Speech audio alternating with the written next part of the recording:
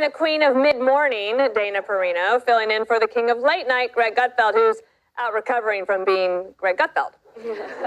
But I've come a long way since my days as a humble prison guard.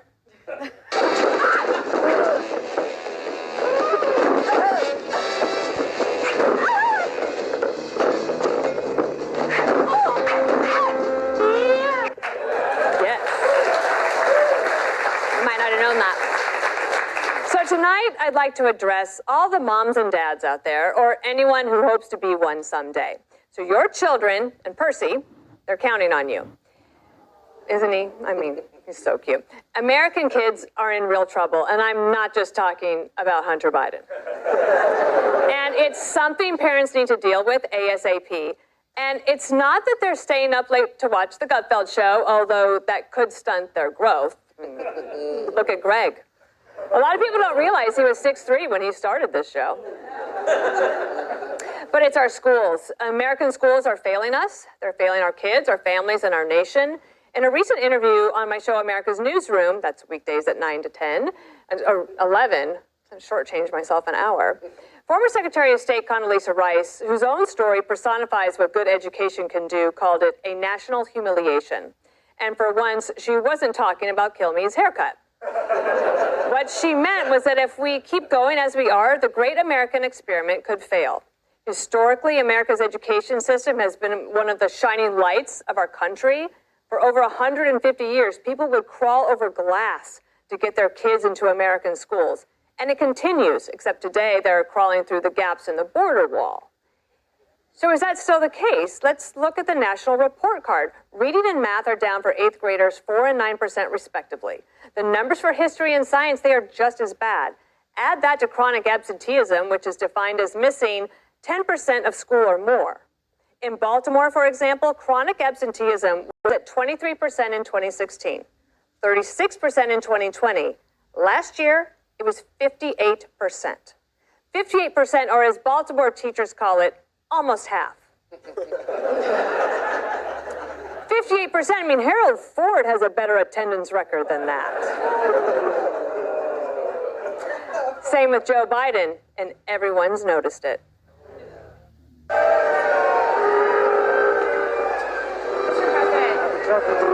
Okay, everybody win.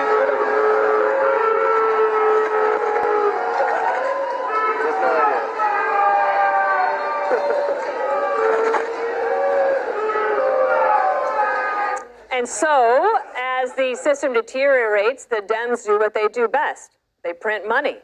It's like a bootleg Monopoly game. Now when you pass go and collect $200, it's only worth $150. They're now actually demanding free community college. So free college when kids aren't even showing up for grammar school. And then after community college, we're supposed to pay the student loans of all these kids who majored in advanced activism. They're the ones blocking workers on roads, ordering $18 lattes twice a day, and then they complain they can't make a decent wage in today's job market. So parents, I'm talking to you now. This has to stop. We can't afford it monetarily and competitively. How are our kids going to compete with a rising China and India in the future? And please don't say by sitting next to them while taking the test. How is the American experiment going to compete with a militaristic and unstable Russia? Right here on our own doorstep in Latin America, these hostile nations are making tremendous inroads. They're coming, folks. And kids who are told there's 55 genders but can't name the 50 states, that's not going to cut it. So what should we do? First, stop the bleeding. Get your kids behind into that school, and I'm sorry for the strong language. Get her homework done. And if that school is not teaching what your child needs, demand it. Run for a local school board, demand standards. The left can't keep substituting wokeism and lowered standards for progress, and also demand school choice. There are school choice programs sweeping the nation. The American people will do what they can to educate their children, but they need help, and Biden isn't giving it. Remember, he once said that this is the smartest person he knows. But schools, that's a local issue. If we fight, we can do this without Washington, without Dr. Jill and her buddy, Randy. This arena is the multicultural, multi-ethnic democracy we need. Why are they making this much money instead of plowing it into lowering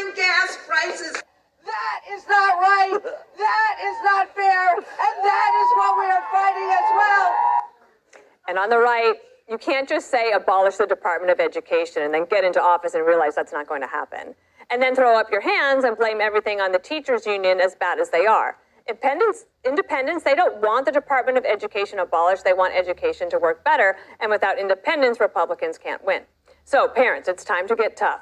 This may literally be the most important issue for our nation's future. And like my ex-husband, Eminem, once said, success is our only option.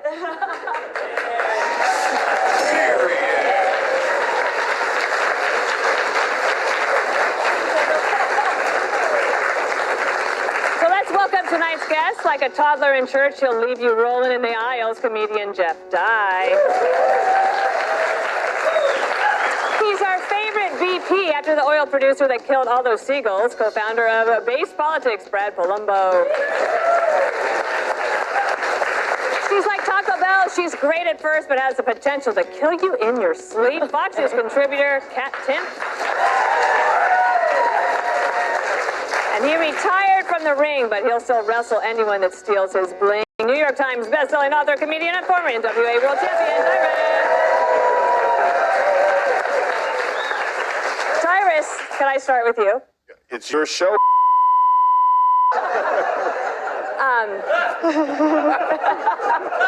Does that get bleeped? Just kidding. Tyrus, you're a dad. Yes. You care about education. You're a teacher. Yes. What are we right here? You are 1,000% right, and unfortunately, it's our fault.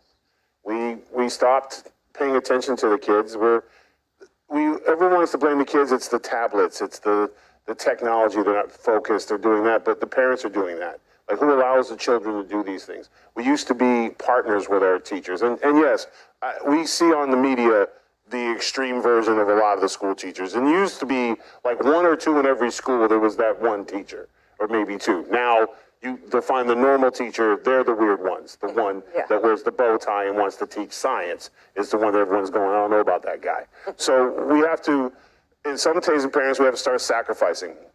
50% of my kids, that means half, right? They're homeschooled, and the other two are in private school. So there's no more public school for my kids, and there's a lot of sacrifices. But we need to start looking at getting back to the communities, getting together with our neighbors. Maybe we homeschool our neighborhood, and parents all work together and take turns to get back to math, English, history, accurate, best that covers those things. Algebra is not a gender, it's math. So we need to get back to those things, and it's going to take, because if the kids are there, they can't make their money, they can't get their subsidies. So maybe we just don't do business with them anymore, and we start doing a grassroots education system. Americans can do it, we just need to pull together. All Bring right. grandmas back. I love the grandmas. Jeff, who do you think is to blame for this downfall?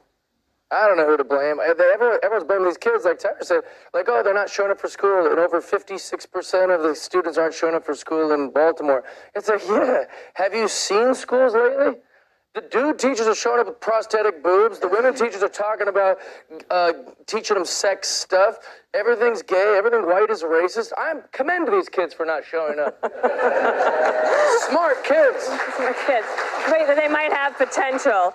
Brad, at the recent Republican debate just last week, so many of the candidates said they would just eliminate the Department of Education, but a lot of people have said that for a long time.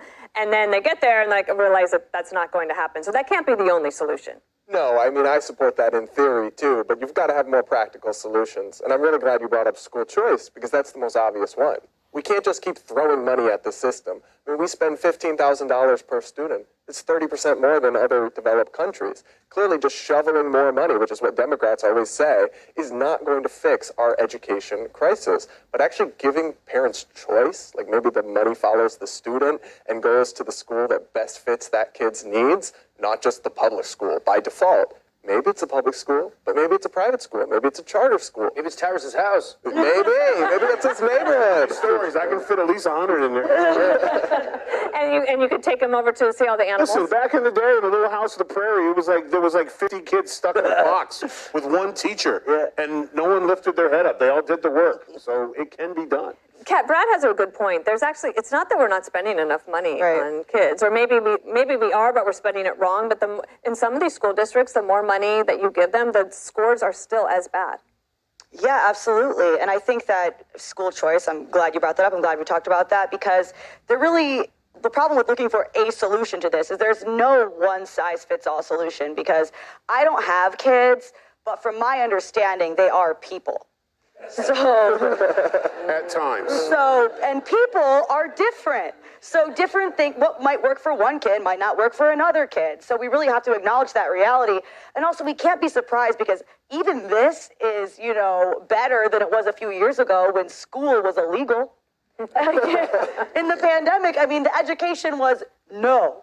So, that's truly insane. And I think that there's been all this learning loss that we kind of found out happened and then kind of just went, man, that's a bummer. And then nothing happened to try to address that.